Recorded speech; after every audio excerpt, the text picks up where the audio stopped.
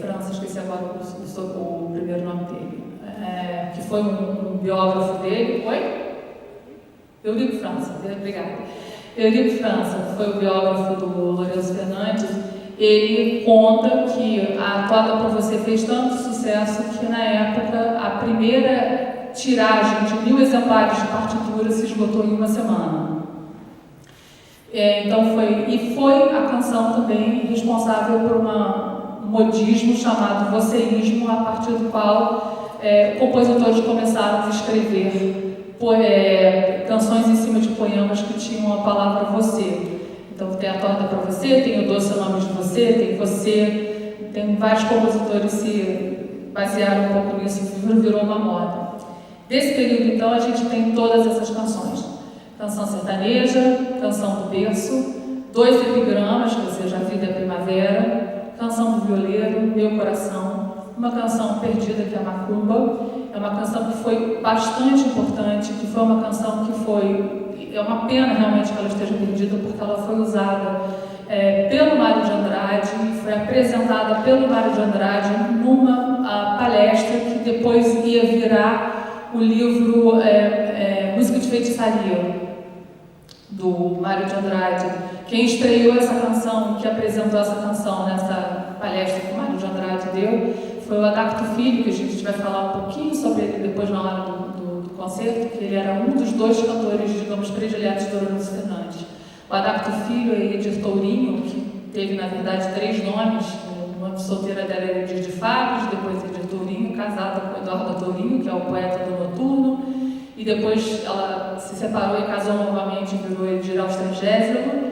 Ela foi, digamos assim, a campeã absoluta das primeiras audições das canções do Lourenço Fernandes, seguidas por Adacto Filho, que na verdade foi um diretor de teatro muito importante, foi um ator muito importante que fundou grupos de teatro no Nordeste e no Rio de Janeiro bastante importante, teatro de brinquedo, e fez primeiras encenações de peças de Nelson Rodrigues. Mas ele era um barítono e ele era bastante aclamado como cantor também. Então, ele estreou Macumba, que está perdida. Toada para Você, Velha História e Caminho de Vida, A Berceuse da Onda, que no caso aqui, dentro desse conceito que a gente falou agora do segundo período da fase composicional, eu diria que pode ser considerada uma canção híbrida. Híbrida entre as fases primeira e segunda composicionais do Lourenço Fernandes, porque vocês vão notar depois na Berceuse da Onda que, embora o texto seja um texto de influência, digamos assim, africana, que fala de Iemanjá, que fala da sereia que vai buscar a pequena criança para ver a Iemanjá, ela tem toda uma ambiência um tanto impressionista, um tanto aquática, muito ao gosto lipsiniano. A Sombra Suave, Tapera, Serenata, o Horizonte Vazio, que é, na verdade, um recitativo, foi um recitativo encomendado por um professor para que os alunos treinassem a cantar recitativo. Noite de Junho, que é a canção que tem a citação do Anel que Tu Me Deste. Canção ao Luar, Meu Pensamento, Noturno, Cântico Sombrio, que está perdido. Canção do Mar, um texto de Manuel Bandeira. Essa Negra Fulô, As Tuas Mãos, Suave Acalanto também está perdido. Segundo Dona Marina Lourenço Fernandes, a filha dele, Suave Acalanto seria a mesma melodia que é do Suave Acalanto, da obra da suíte brasileira para piano solo, que ele demonstrou uma vontade de musicar, de colocar letra, inclusive a letra do Suave Acalanto é dele, do Lourenço Fernandes, mas a partitura mesmo nunca apareceu. Samaritana da Floresta, A Canção da Fonte, Coração Inquieto. E aí a gente tem um terceiro período composicional do Lourenço Fernandes, que fala que a partir de 38 ele se orienta para o que foi muitas vezes chamado de nacionalismo essencial, muito universalista, mas sem perder as características nacionais. A temática musical usada nessa fase tem todo o sabor do folclore brasileiro, sem citá-lo diretamente. Ele já raramente citava diretamente alguma coisa. E o compositor emprega, como em suas primeiras obras, estruturas musicais mais ricas, sobretudo no plano harmônico, tendência ao politonalismo, e no plano rítmico, emprego da polirritmia.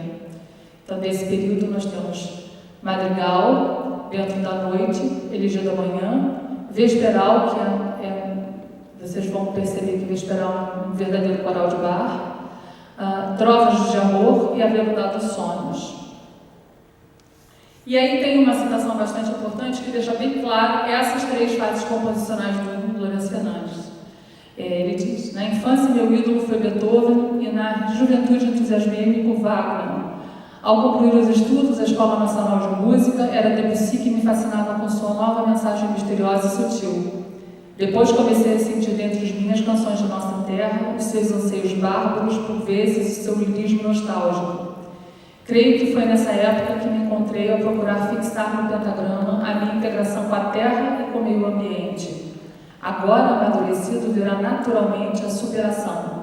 Meus pensamentos procuram expandir-se, universalizando-se, e a imensa figura de Johann Sebastian Bach surge no horizonte como um farol, guiando o meu frágil barco veleiro no tempestuoso mar da arte moderna. É absolutamente maravilhosa essa citação, é linda. Algumas características gerais que permeiam as canções do Lourenço Fernandes. A maior parte dos poetas musicados por ele era composta de poetas contemporâneos a ele. Por isso, muitas das canções, eu diria que talvez pelo menos 50% das canções do Lourenço Fernandes sejam muito difíceis de serem gravadas e disponibilizadas comercialmente, uma vez que quase grande parte dos poetas ainda não está em domínio público.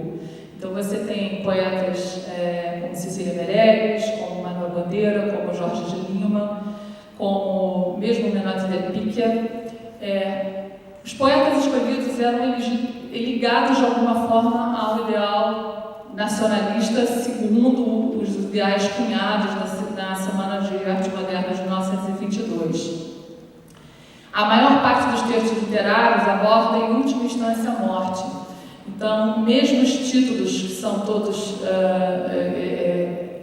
alusivos muito à morte, mas não só a morte física, mas morte como símbolo, morte como figura. Então você tem Dentro da Noite, você tem Noturno, mesmo a Perseus da Onda do texto é um texto que fala muito da figura da morte. O uso muito frequente da chamada pintura de palavras, word painting. Mais do que a pintura de palavras, que não sei se é um conceito que vocês conhecem, é um conceito que fala do uso da música, do uso da melodia, do uso da curva da melodia e também da harmonia para dar mais força, dar mais sentido às palavras usadas, né? Quer dizer, é quase uma coisa descritiva, mas é uma coisa que ela descende de muito tempo atrás, especialmente do que foi chamado no período barroco da teoria dos afetos, de que na retórica e na música você tem afetos para tonalidades, para musicar palavras, você tem afetos para ritmos, para compassos, e o word painting, na verdade, também conhecido como tonal painting, ele usa muito desse recurso descritivo, musical descritivo, para dar mais ênfase ao texto literário. Na verdade, o Lourenço Fernandes, a gente consegue perceber que muito mais do que o word painting, ou seja, a pintura de palavras, você tem uma pintura de ambiência. O piano em Lourenço Fernandes ele é muito usado como ambiência para o texto literário que vai ser declamado pelo cantor. As extensões e tessituras mais adequadas à voz média. O Lourenço Fernandes ele tinha muito em mente, quando ele compôs, ele tinha muito em mente a irmã dele, que era considerada por algumas pessoas como mezzo-soprano, por outras pessoas como soprano dramática, mas que tinha uma voz de tessitura mais cheia na região média grave de sua tessitura. Melodias, em geral, construídas na relação de uma nota por sílaba. É uma coisa que você vê muito, assim, exceto em situações explícitas de vocalismo descritivo. Você tem, então, por exemplo, o canto da sereia na Perseus da Onda, você tem melodia em Boca Chiusa, que é a citação do Anel que tu me Nordeste, e também para a canção do berço. Como eu falei, a vocalista Boca Chiusa que cita a melodia de Cantiga de Roda. Emprego frequente do modalismo, escalas provenientes de outras tradições musicais, pentatônica, tons inteiros e outras, como a gente consegue perceber, inclusive tanto quanto escondido, por exemplo, na canção do berço, quando você tem algumas progressões que lembram muito a chamada cadência andaluza, que é ela dentro do modo frígio, revelando então também muita influência da ascendência grega, da ascendência espanhola. Nem sempre a tonalidade é estabelecida na armadura. Isso é um procedimento bastante comum dentro da obra dos compositores brasileiros, especialmente do período nacionalista. Certa preferência pela modinha ou seresta, que são formas mais nacionais. Textura pianística que serve ao estabelecimento da ambientação para a declamação do texto literário e musical, como se ele estivesse pintando, então, com o piano no cenário. Aí você tem uma lista de canções do Lourenço Fernandes, em que eu destaquei em vermelho as canções que estão perdidas. Então, na verdade, a primeira canção composta por Lourenço Fernandes em 1919 teria sido Velas ao Mar, mas é uma canção que está perdida. A Samaritana, Um Beijo, Ausência. Na verdade, eu não sei por que essa canção... não sei se... Já vou explicar. Essas que estão em roxo, Samaritana, Um Beijo, Ausência, eu vou adiante, mas daqui a pouco eu volto. Elas foram editadas por mim. Então, Velas ao Mar, Surdina, Macumba, Caminho de Vida, Cântico Sombrio e Suave Acalanto são as canções que ainda permanecem perdidas.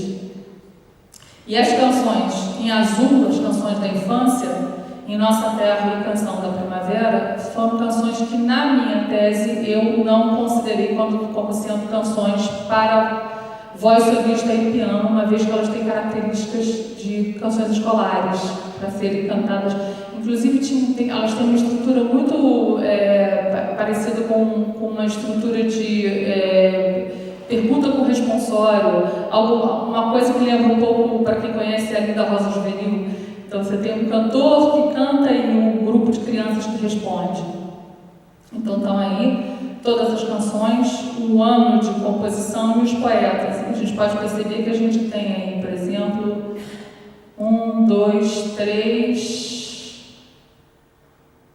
3 canções com o texto de Olavo Bilac, ou seja, Samaritana, Um Beijo e depois As Estrelas. Isso é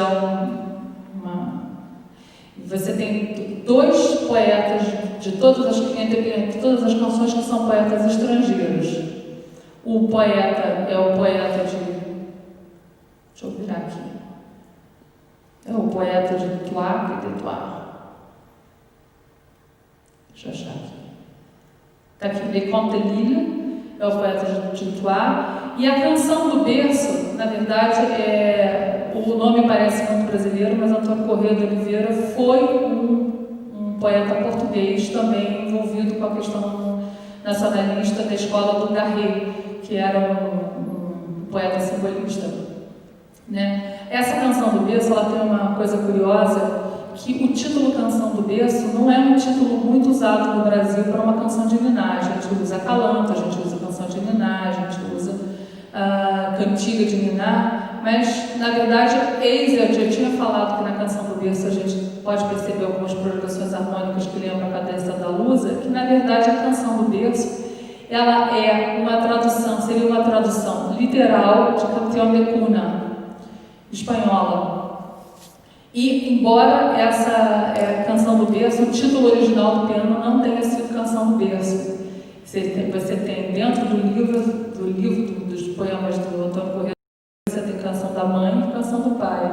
É muito curioso, vocês vão ver depois no recital que a Canção do Berço ela tem uma visão da mãe que é feliz em ter seu filho E depois você tem a canção do pai, que é a visão de um pai que quer que o filho cresça, que o filho alce voo. E aí tem a citação do Lourenço Fernandes, onde ele diz que a maior maneira de compreender a música é ouvindo-a. Então, basicamente, é isso que eu tinha para falar. Alguma pergunta?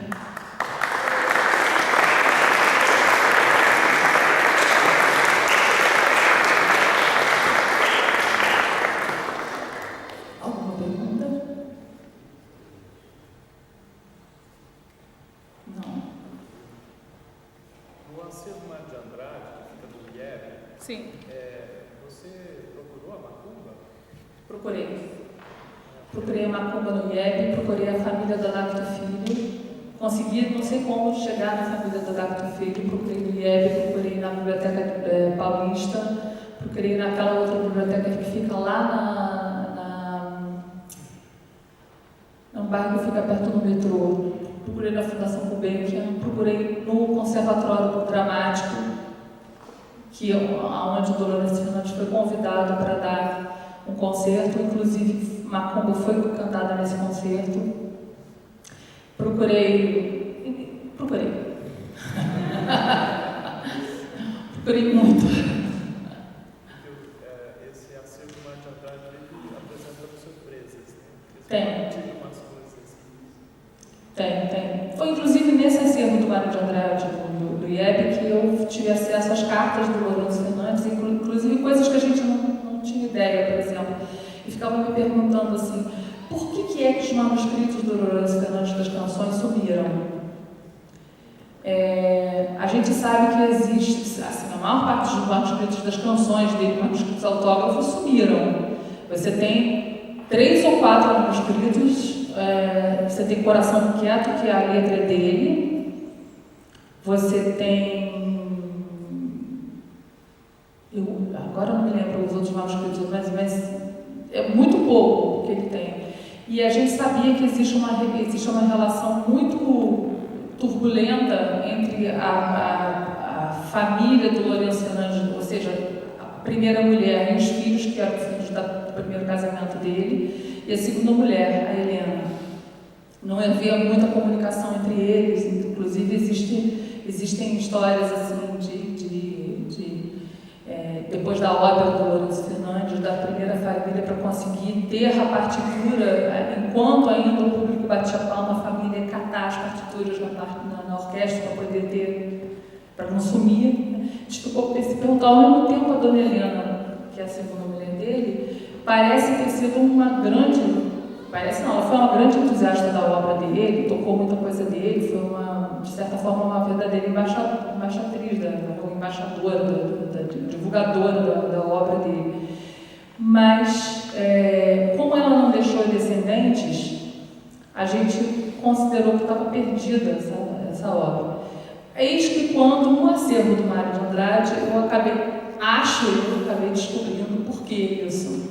Ele escreve uma carta para o Mário de Andrade, dizendo, quer dizer, até eu posso ver se eu consigo achar aqui para vocês verem, rapidinho, está na tese, em que ele peraí, vamos ver se eu consigo chegar, em que ele diz, ele brinca com o Mário de Andrade, assim, na brincadeira ele fala para o Mário de Andrade assim, pois é, você imagina que o meu editor, ele me fez o favor de falir, e ele sumiu com todas as minhas partituras. E agora eu consegui um outro editor, que se não me engano era o Vitálio, e eu preciso que você consiga para mim a autorização dos poetas aí que moram em São Paulo, para que eu possa reeditar. Deixa eu achar aqui. Só está tão pequenininho, né? Deixa eu ver se eu consigo aumentar. Acho que sim. Deixa eu voltando aqui.